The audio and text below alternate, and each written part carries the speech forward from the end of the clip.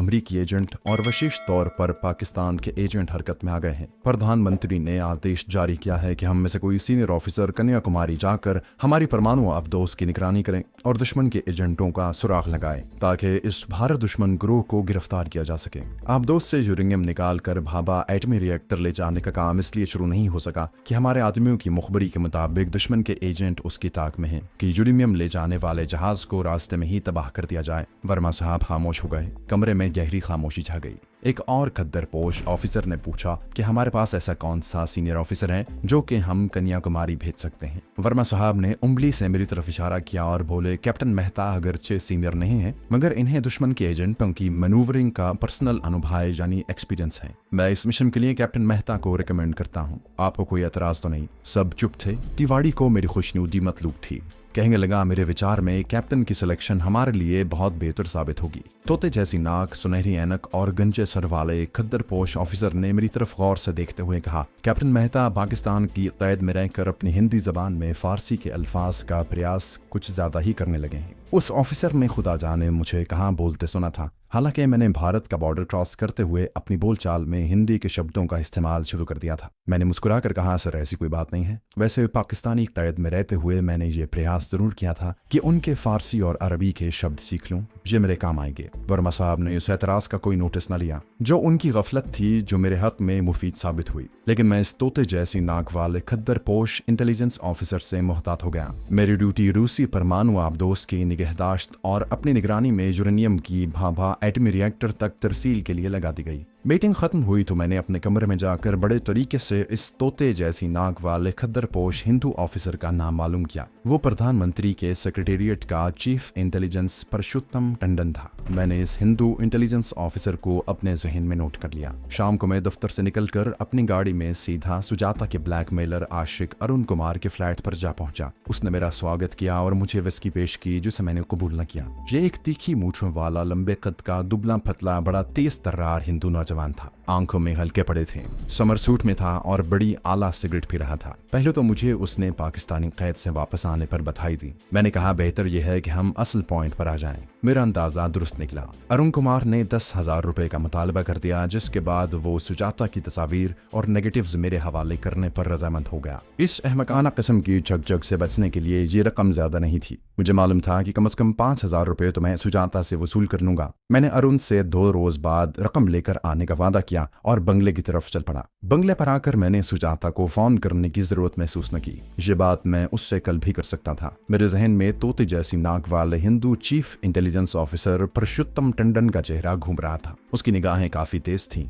मुमकिन है उसे मुझ पर शक हो गया हो। बहरहाल उस शख्स के दिल का हाल मालूम करना जरूरी था। उसी रात जब मैं माता जी को प्रणाम करने के बाद अपने कमरे में आकर लेटा तो फोन की घंटी बजी। मैंने सोचा सुजाता होगी। रिसीवर उठाकर हेलो किया ही था कि दूसरी तरफ से किसी ने बड़ी मध्यम आवाज में एक लफ्ज बोला जो हमारा खुफिया कोड वर्ड था। मैं चौकस हो गया और अपना कोड नंबर बताया। ये हमारा दिल्ली में मुकीम एजेंट बोल रहा था। उसने मरमूज अल्फाज में मुझे सुबह सुबह अजान के वक्त जामे मस्जिद के पीछे आने की हिदायत की और फोन बंद कर दिया। मैंने सुबह 4 बजे का अलार्म लगा दिया और बत्ती बुझाकर कंबल ऊपर कर लिया। टाइम पीस मैंने कंबल के अंदर अपने सरहाने के पास ही छुपा लिया था। एक खदशा मेरे दिल में जरूर सर उठा रहा था और वो ये कि हो सकता है कि मेरी निगरानी हो रही हो। 4 बजे अलार्म बज उठा। मैंने जागते ही उसे बंद किया। माता जी स्नान के बाद दुर्गा मूर्ति के आगे पूजा पाठ की तैयारी कर रही थी। मैंने सैर का बहाना बनाया और जॉगिंग बूट, लंबा रेन कोट पहनकर पैदल ही सड़क पर निकल आया। अक्टूबर की रात ढल चुकी थी और मशरिक के आसमान पर नीली नीली रोशनी का गुबार उभरता फैलता चला रहा था। सड़कें वीरान थीं।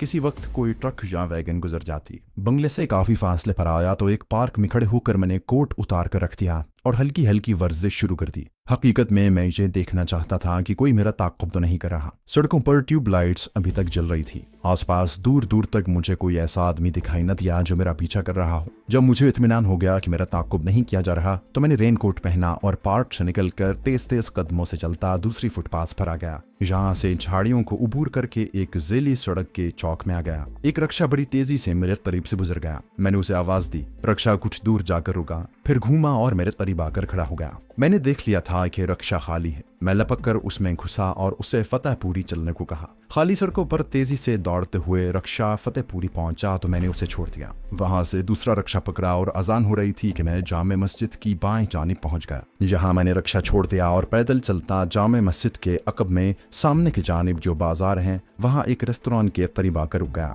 नौकर रेस्तोरां धो रहे थे।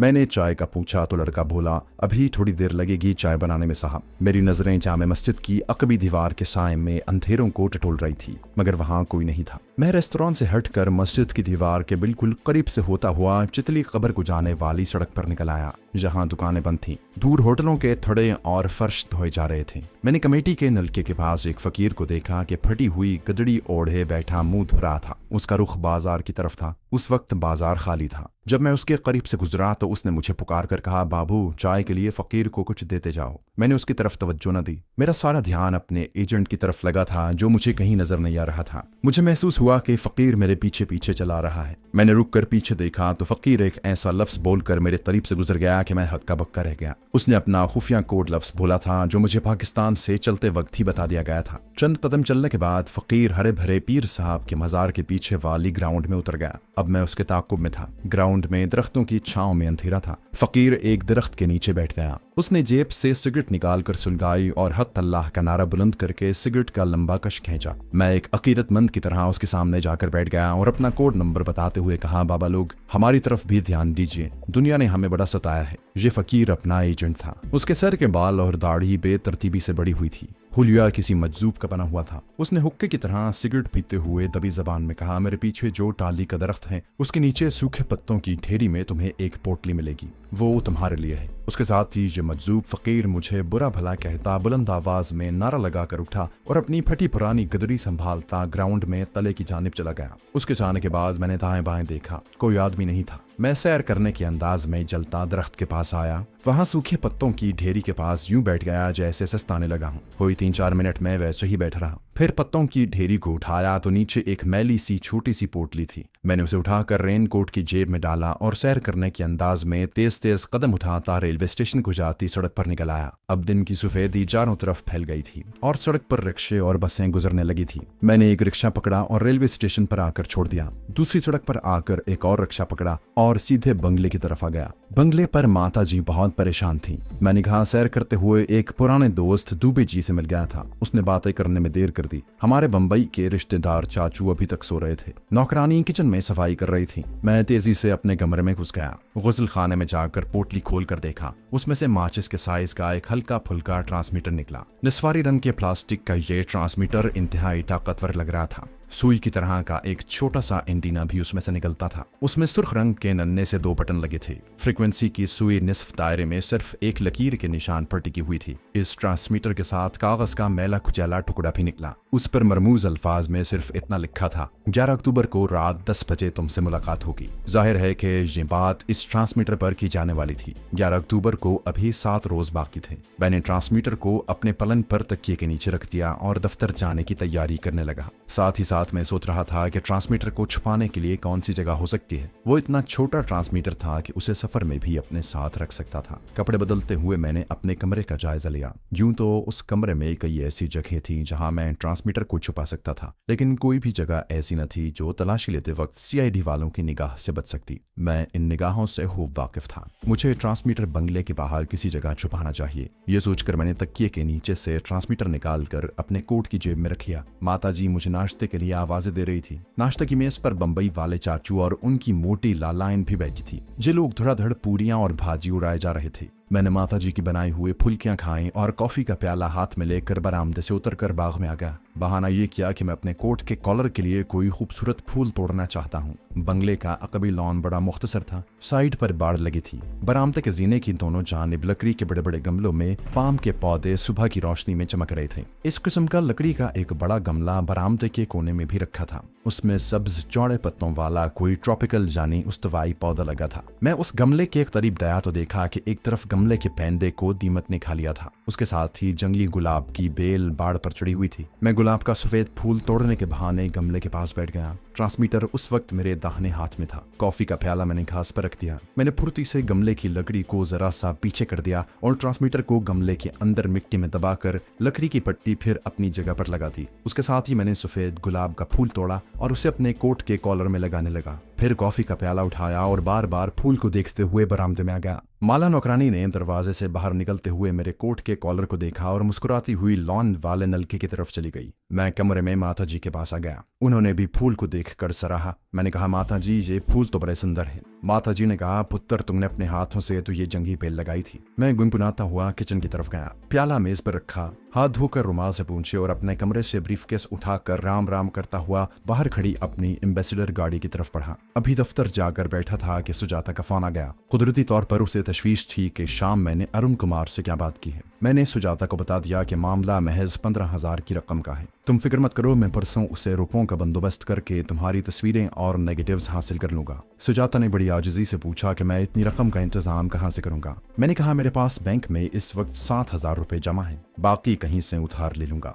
मतलब ये था कि कुछ पेशरफ्त सुजाता करे और उसने वैसा ही किया। उसे करना भी चाहिए था। कहने लगी, मेरा एक सोने का लॉकेट है, 2 सोने की अंगूठियां भी हैं, मैं तुम्हें ये दे दूंगी। तुम मेरे लिए इतना कष्ट मत उठाओ किशन। मैंने बड़ी लगावट के साथ कहा, सुजाता कैसी बातें करती हो, तुम्हारी लाज मर्यादा मेरी लाज है, इसके लिए मैं अपना जीवन भी बलिदान कर सकता हूँ। सुजाता के सिसकी भरने की आवाज आई और उसने फोन बंद कर दिया। वो यकीनन जज्बाती हो गई थी। उसे शिद्दत से इस बात का एहसास हो रहा था कि मैं उसकी खातिर बड़ी से बड़ी कुर्बानी देने को तैयार था। सुजाता का मसला मैंने 2 रोज के बाद हल कर दिया। अरुण को उसकी मतलूबा रकम अदा करके मैंने उससे सुजाता की तस्वीरें और नेगेटिव्स हासिल करके सुजाता को पहुंचा दिए। अरुण कुमार अगरचे बदमाश और बद किरदार किस्म का आदमी था, लेकिन उसने कुछ ऐसे अल्फाज में कहा कि उसने सुजाता के तमाम नेगेटिव्स और तस्वीरें मेरे हवाले कर दी कि मुझे उस पर यकीन करना पड़ा। सुजाता को मैंने यही बयान दिया कि मैंने उसकी तस्वीरें नहीं देखी हैं, लेकिन मैं एक एक तस्वीर का मुशाहिदा कर चुका था। वाकई इंतहाई अखलाक सोज और काबिल एतराज तस्वीरें थीं। ये तस्वीरें अगर सुजाता के माता पिता के पास पहुंच जाती तो वो जरूर जमुना में कूद कर मर जाते।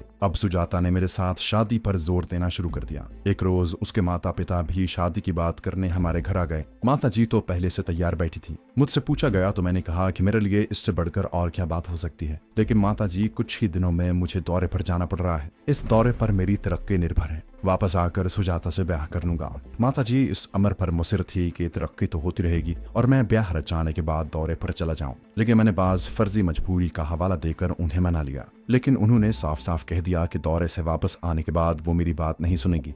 मंगनी के बारे में भी उन्होंने इसरार किया, मगर मैंने कहा, माता जी मंगनी पर फजूल खर्ची करने की क्या जरूरत है, जबकि वापस आते ही मैं ब्याह कर लूंगा। बात टल गई, मगर इस किस्म की बातों से ये मुसीबत नहीं टल सकती थी। इसके लिए मुझे कुछ सोच समझ कर इनकलाबी कदम उठाना था, क्योंकि सुजाता से शादी का मतलब ये था कि मैं यहाँ फंस जाऊंगा और जो मेरे मिशन की मौत थी, और ये मैं कभी गवारा नहीं कर सकता था। माता जी ने मुझसे बिल्कुल न पूछा कि मैं किस शहर में दौरे पर जा रहा हूँ, सिर्फ इतना ही दरियाफ्त किया कि मैं कब और कितने दिनों के लिए जा रहा हूँ। मालूम हुआ कि इससे पहले जब कभी असली कैप्टन मेहता दौरे पर जाता था तो उसे किसी को ये बताने की इजाजत नहीं होती थी कि वो कहाँ जा रहा है। मैंने माता जी के सवाल के जवाब में कहा कि कुछ कह नहीं सकता, हो सकता है कि 2-3 हफ्ते लग जाएं। मेरे कन्याकुमारी जाने की सारी दफ्तरी कार्रवाई मुकम्मल हो गई थी। सुजाता ने यह दरियाफ्त करने की कोशिश न की कि मैं किस शहर में और कब जा रहा हूँ। वो बार बार यही कह रही थी कि मैं तुम्हारी राह देखूंगी, संसार में अब तुम्हारे सिवा मेरा कोई नहीं, अब मेरी लाज तुम्हारे हाथ में है। मैं उसे तसल्ली भी दे रहा था और सोच रहा था कि इस मुसीबत से कैसे छुटकारा हासिल किया जाए।